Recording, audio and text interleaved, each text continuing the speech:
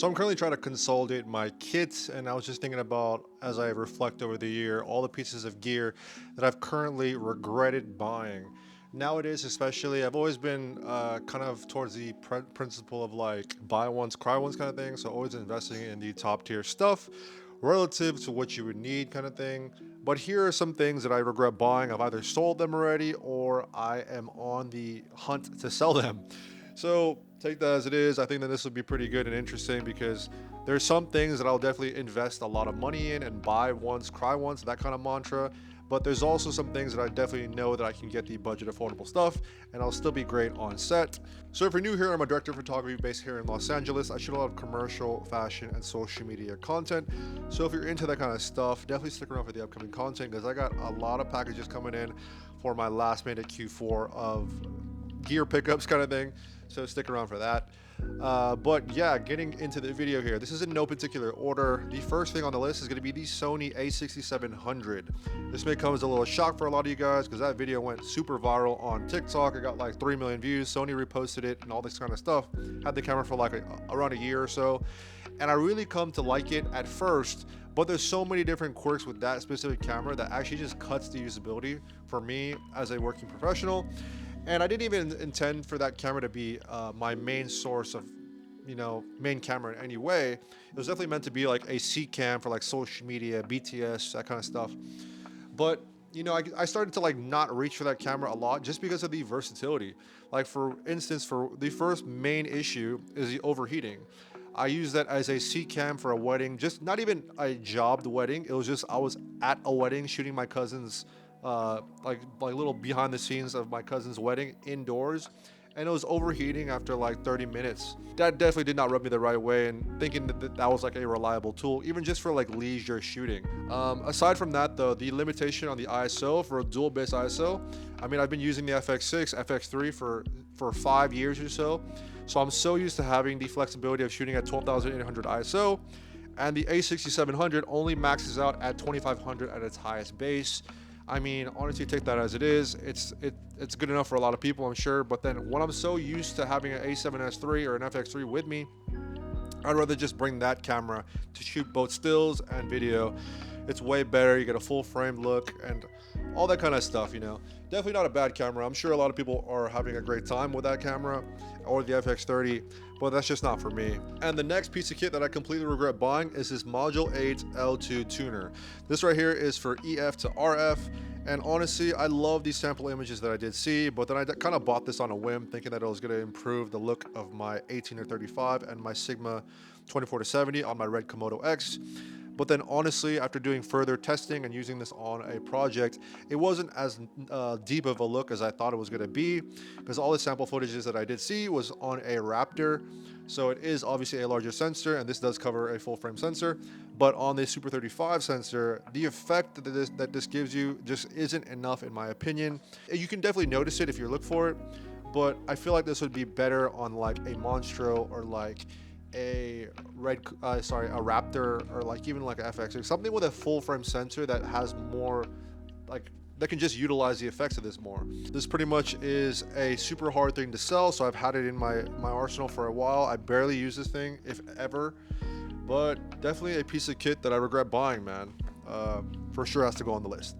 The next pieces of kit, I don't have a lot of them anymore because I got rid of a lot of them, is like cheap V-mount batteries that are like small, like or weird brand names. Like this one's KMTV or something like that. They just like don't work anymore. This is a micro V-mount 99 watt hour, and it just doesn't work, man. I mean, like I've had this thing for like maybe like 2 or 3 years, and it's already stopped working. I've had other ones as well that have stopped working, and you have to dispose of them in a specific way. You can't just throw them in the trash. So I've already like taken some other stuff and like to I forget where I took them to, but it was like some kind of like e-waste thing or something like that, and they'll discard these properly. But like now this is just literally dead weight. It's doesn't charge, doesn't do anything, and for like I think this was like for like $100. I had like definitely several of these, but they've slowly started to diminish. And I'm not trying to say that I've definitely bought in budget stuff like this before. I've either have like now ZG Cine batteries for V mount or Core SWX batteries. Okay, so the next piece of kit right here is a 75mm bowl mount. For those that don't know, you mount this on a set of tripod legs that have a 75 millimeter bowl, and this is from YC Onion. Basically, this was supposed to copy the like Sackler like Active 8 tripod head, where you can like pretty much just undo this latch and then you can move and tilt your tripod head. Basically, the only thing that I don't like about this thing is that it doesn't torque onto your tripod hard enough, so that even if you lift up a basic camera setup, it doesn't have enough strength to like keep it in place, kind of thing. That's a really big deal if you're moving around a tripod with a set like moderately built camera, and I'm talking about just like an FX6 with a lens on there and a V-mount battery, nothing like crazy. It'll definitely move and like shift like this on your tripod head. That's one, definitely not a good look. It's two, very, very dangerous, because like let's say something is mounted on top of your camera like a monitor and you're squeezing it through like a tight space, it could like swerve and hit someone or something like that. This was cool in concept, but hopefully they perfected this by now, because this is definitely not a good look, at least from my experience. It just doesn't have enough power and torque to like hold the camera in place, because I've definitely had it where it just literally just slides over like that. This was a prototype tripod when I first got it off of Kickstarter, so definitely take that as a, you know, as it is.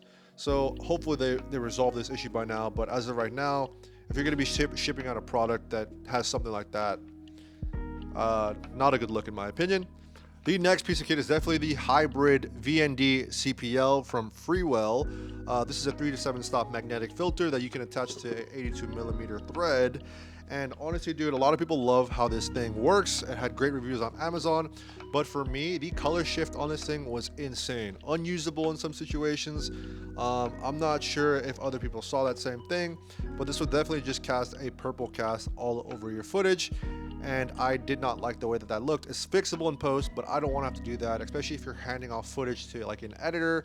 This is definitely not a good look to have, but again, that's just from my experience, you know. But yeah, guys, those are the things that I do regret buying. By no means is this like trashing the specific things, but I'm just speaking from my experience of like what I have done and have used and stuff like that, and what has given me issues, or what doesn't fit my workflow kind of thing. So yeah, man, I mean, I've definitely bought my fair share of like budget items. Some things are like super great. Like for instance, I really love the ZG Cine V-mount batteries. They're definitely not a well-known name, but they worked really well and they're really reliable as far as I can tell. And yeah, man, I think that there's some things that I will definitely not skimp out on in terms of like buying. And media is definitely the biggest thing that I will never skimp on. Nowadays, I've definitely had my issues as well of like cheap card readers and cheap media and stuff like that. And I've made a whole video on that as well. But that's probably the number one thing that I'll never skimp out on. And yeah, that's pretty much it for this video, guys. I mean, honestly, I was just doing some winter cleaning, as you can tell, and I'm throwing out all these old boxes because, you know, we always keep our old boxes here just in case we need to sell some stuff. And yeah, this is Giancarlo here. If you like this kind of video, definitely stick around for the upcoming content. But yeah, I hope you guys are having a great set of holidays, and I'll catch you guys later.